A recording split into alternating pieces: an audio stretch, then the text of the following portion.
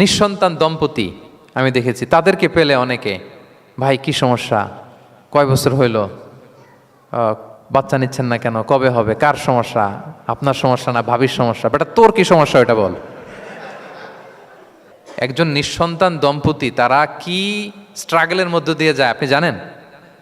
এটা তার জন্য পরীক্ষা। ওই পরীক্ষার মধ্যে আপনি খুঁচিয়ে খুঁচিয়ে, মানে সে kind of his a gynaecologist, সে আপনার ইয়ে করতেছে, ট্রিটমেন্ট দিচ্ছে, ভাই কি হয়েছে, এইটা ওইটা, তাদেরকে বিব্রত করে একটা পরিস্থিতিতে ফেলা, এম্বারাসিং একটা সিচুয়েশনে ফেলা, এটা হারাম।